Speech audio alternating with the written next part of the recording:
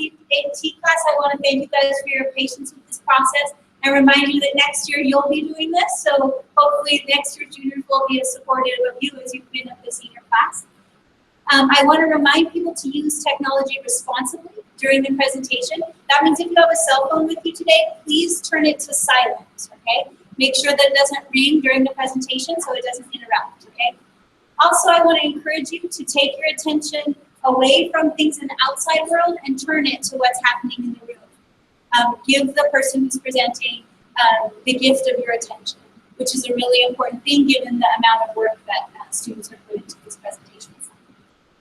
I would go forward with a few reminders to the senior class. If you're someone who's done your presentation this term, then make sure that you complete the reflection that's online if you haven't done so already. I know that the link wasn't functioning for a while, but that is no longer an excuse because the link is now functioning, so make sure you get that done.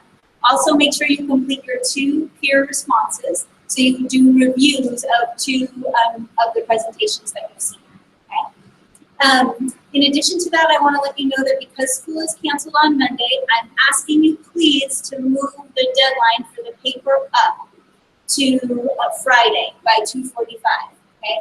But I understand that some of you had planned to revise over the weekend, especially because of the delay with the video. So if you need to send me an electronic copy of that final draft by 7:30 in the morning on Tuesday, I will accept it. Remember, however, that you must send it in a Word format. If my computer cannot open it, then there will not be a draft to go forward to the library committee if you wait till that last morning deadline, in which case you'll get a 0 on that aspect of the final draft, which would be unfortunate for everyone. Okay, so handle that responsibly. We all have to adjust because of the government decree about the school. Let me just, oh yes, the very last thing is if you have work, and please let others know too, if you had work that you gave me Friday of last week or Monday or Tuesday of this week, it has been marked. It's in the folders on the table at the front. Please encourage people to come and pick those up to use in the revision process. And the finished evaluations for the senior oral defense presentations are on this table, and you should pick them up and encourage others to pick them up as well. Are there any questions about that? Okay. I want to open this presentation by saying that I knew that I was going to love working with this young woman when she handed in like a 20-page bibliography with her sentence outline. Like her sentence outline was 20 pages long. So rather than the problem of generating, this is a young person who reads deeply, feels very passionately about the subject that she chose to present about, and made the SCE an opportunity to speak from the heart about an issue that she feels is really important. And this, juniors, is a model for what I hope that you will do with the project next week. Yes.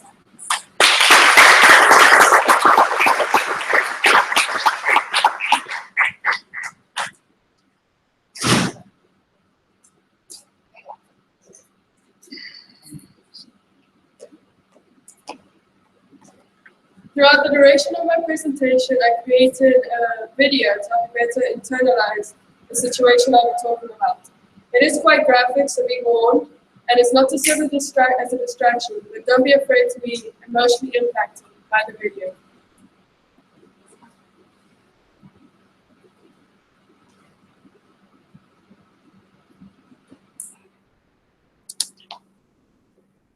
Hello, my name is Gabriella Smuts. This term I researched the problem of poaching animals in South Africa. The title of my senior oral defense presentation is $3,000 for teeth, $100,000 for nails, approaching the potent poachers of South Africa. Poaching, the illegal practice of hunting or stealing game, is a complex trade. Poachers in South Africa target mostly rhino and elephant products, utilizing meticulous methods. Poaching is caused and encouraged by the lack of enforcement of laws against it. Poaching is encouraged. Poaching supplies money for Africa's most notorious armed groups. Solutions proposed to address this issue include making elephants and rhinos unattractive to poachers, legalizing the trade of harvested elephants and rhino products, and targeting poachers through anti-poaching units. Although all solutions have sufficient support from experts, the most efficient way to reduce poaching in South Africa is to take a multifaceted approach and utilize several methods and models. Poaching has directly led to the endangered status of elephants and rhinos. Scott Johnson, a conservationist, notes that more than 1,000 rhinos were killed for their horns in 2013. That's about 4 times as many as those poached cumulatively between 1980 and 2007. Now, park rangers estimate a rhino horn enters the black market every 8 hours. There are only about 20,000 rhinos remaining in the continent of Africa. Elephants are not too far behind. National Geographic asserts that poachers kill 100 elephants a day across the continent of Africa. During 2011 alone, roughly 1 out of every 12 African elephants was killed by a poacher for his ivory tusks. Gideon van der Veente, who has killed 22 rhinos. Harvesting horns and tusks requires skill. Poachers will sometimes walk backwards to throw rangers off track or put wool socks over their shoes, which erases the imprints in the sand. Many fences and game parks are equipped with alarms, and it is not uncommon for poachers to set off one deliberately just to measure the response time. No. Gideon van der Veente, who has killed 22 rhinos, a number that makes him South Africa's and feasibly the world's most successful sentenced rhino poacher, reports from prison that after the animal is done, the 2 horns on its snout are hacked off in minutes. An enterprising crew might also cut out the rhino's fetus and the eyes of the mother and calf to sell to Asian black magic, according to National Geographic. As a poacher, Van der Veente emphasizes the limited time poachers have to harvest the products in order to remain unnoticed. The poaching issue in South Africa has numerous causes. Elephant poaching methods have become increasingly meticulous due to their decreasing populations. In the past year, some poachers have started dumping cyanide into watering holes, killing every animal that drinks there. Last year, poachers killed an estimated of 300 elephants by lacing watering holes and salt mixed with cyanide. The lack of legal enforcement, coupled with the widespread corruption within many of the very institutions that are meant to be protecting these animals, is the base of this issue. For prosecutors to even have a case, a witness must find a poacher with a gun, and the bullets must be traced back to the downed animal. South African rangers are not allowed to fire unless fired upon, which rangers rarely do because they know they can simply drop their guns and run. The country's success rate is about 1 arrest for every 2 rhinos that are killed. Most people get off with little more than a fine for trespassing or illegal possession of a firearm, which only involves a few weeks of jail time. And although the prosecution rate is about 1 person for every 2 rhinos that are killed, there are multiple people involved in the killing of 1 single rhino. So although it may seem like a successful rate of arrest, 1 arrest is minute compared to all the criminals that were involved in that single kill. Poaching is also supported by the high prices poached products sell for on the Asian black markets. Dealers in Vietnam quoted prices ranging up to $153 a gram for rhino horn, according to National Geographic. With its price double the price of gold and topping the price of cocaine, rhino horn has become an attractive product in the black market. Truong Quoc Binh, director of Vietnam's Hospital of Traditional Medicine, supports the medicinal value of horn. He believes that rhino horn can retard certain kinds of tumors, according to an undercover journalist, Peter Nguyen. High-ranking professionals like Binh provide a model for what the rest of Vietnam will tend to believe about medicine. Therefore, when sick, the Vietnamese may turn to horn as a viable cure. Rhino horn has no medicinal value. Like the human fingernail, it is made of a protein called keratin. In fact, research done by the World Future Society confirms that simply eating your own nails will provide more keratin than a typical dose of rhino horn. Elephant products are just as popular in Asia. New Scientist magazine notes that a single male elephant's tooth tusk can weigh more than 250 pounds, with a pound of ivory fetching as much as $1,500 on the black market. Ivory is so valuable because all across Asia, ivory figurines are given as traditional gifts, and ivory chopsticks, hair ornaments, and jewelry are highly prized luxuries. Because of such expensive prices on the black market, elephant tusks have become a status symbol in Asian countries.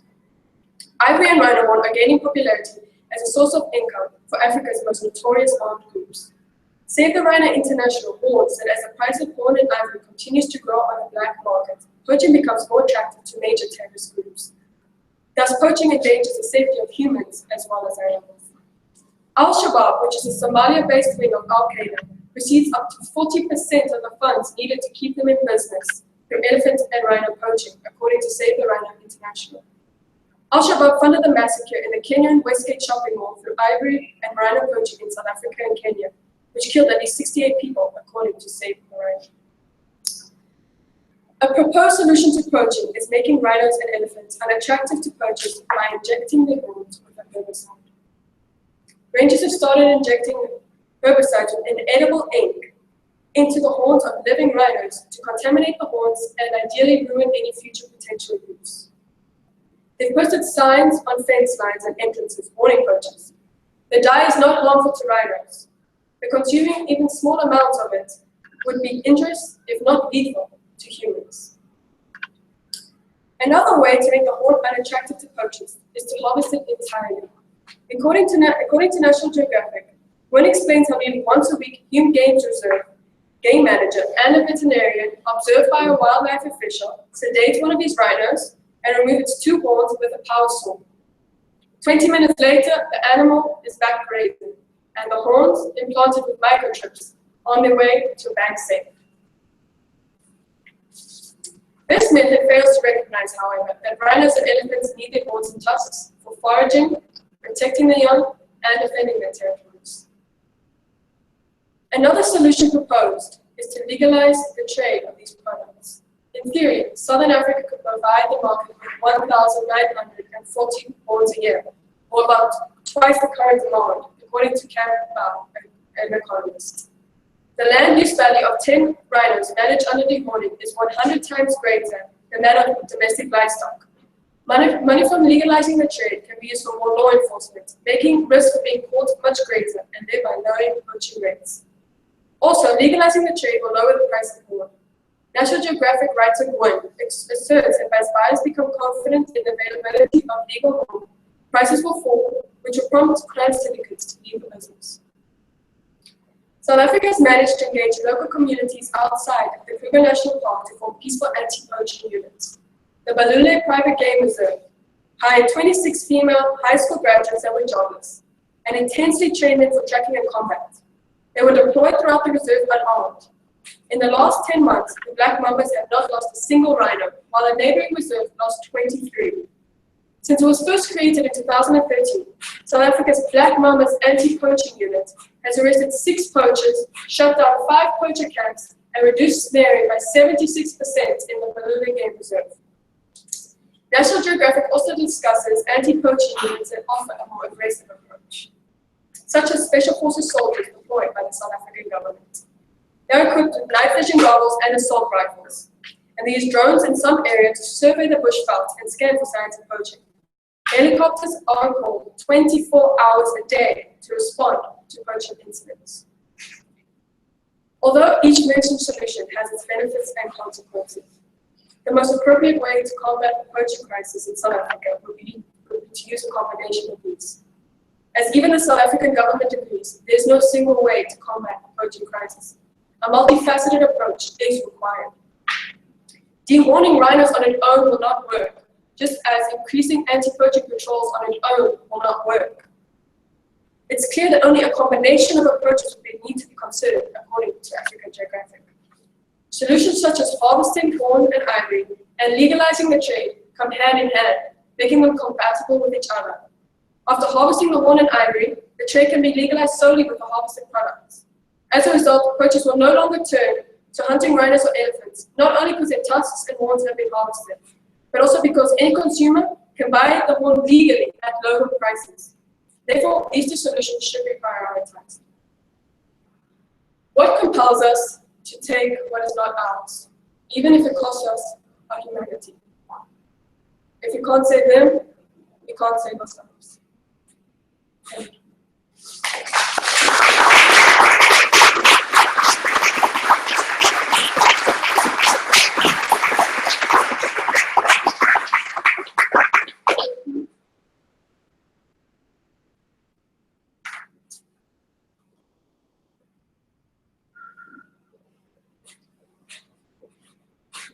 a market. Very good job, by the way, although that video was far back. I missed the first 5 minutes if you were going to watch. Very good job. You mentioned that the main market for this is in Asia, right? Mainly China. Are there any solutions that can be offered from the receiving end? At the beginning, when I started doing the presentation, I thought the most viable solution would be to educate those Asian communities that poaching is mostly focused. But the sad truth is that the animals don't have that much time. Like, education takes a lot of time. And at this point, like, South Africa needs a more aggressive approach.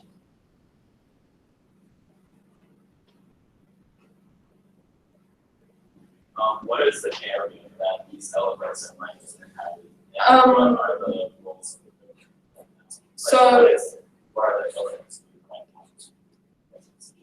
yeah, where the areas, is that what you asked, where the animals are? So in South Africa, there's a park called the Kruger National Park, which is about the size of Israel.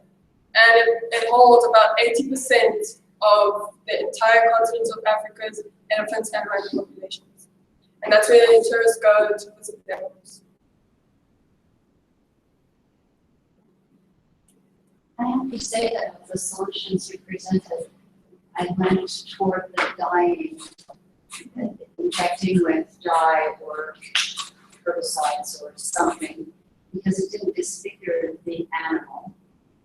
But I know that you know a whole lot more than I do. Why was that not?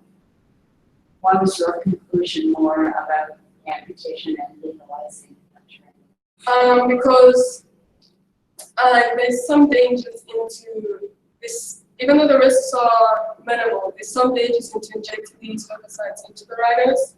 In the past, they've tried to do it, and in the past, there's been 4 rhinos that have already died from it. So, And what about just dying? You know, so that's not a color they want to. what they do in Asian countries is that they have this ceramic pot with like sharp edges on, and they grind the bone. So the color doesn't make much of a difference. Yeah. Why do most tourists torture the poachers torture the animal by cutting off like half of the face or whatever? Well, we see that the rangers just saw it. Why can't they leave the animal? Because rangers, what they do is that they saw the horn 3 inches above the base, and that prevents any nerve damage, and the horn can regrow within 2 years. However, the poachers, because 1 gram of horn can get up to $133 on the black market, they go as deep as they can get. They go to the root of the elephant, which damages all their nerves and leaves them bleeding to death. So it's because of the money for those 3 inches.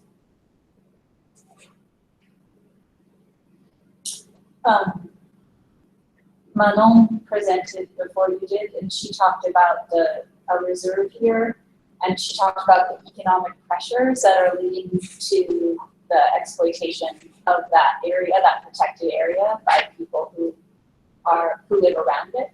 And so I wondered, one thing your presentation did not address was the market forces at work in the locals. Like you talked about, like the economy driving it, but are there any programs that are working on providing living wages for people who are choosing poaching as a career path in order to survive? Yeah, so the poachers around the Kruger National Park, they're usually paid by crime syndicates to do the dirty work for about $5,000. And what I mentioned about the Balula Game Reserve was actually an incentive to do this. They took jobless women. They haven't done it with jobless men, maybe that's a good proposal. And then they use them as anti-poaching units instead of poaching units. Do you understand? So they try to avoid that because the Balula Game Reserve is in an area really poor around the Kruger Park. So they know that that's a high risk factor for poachers to be bred. So that's what they're doing right now. They're trying to make those people instead into anti-poaching units. And was that unit more effective than units that have trained people to defend the animals with weapons? and technology. So the act of bearing witness was actually more effective. Yeah. So even the simple presence of people was more effective than weapons, because the people that are attacking the rhinos know that the South African law doesn't let rangers to fire their weapons unless they're fired upon. So they're not afraid of the weapon too. And the simple camera footage that they get, I don't know if you saw that shot, it was camera footage that the Malula Game Reserve was getting. That makes them more afraid than, because they get their faces on camera to they can be arrested than weapons.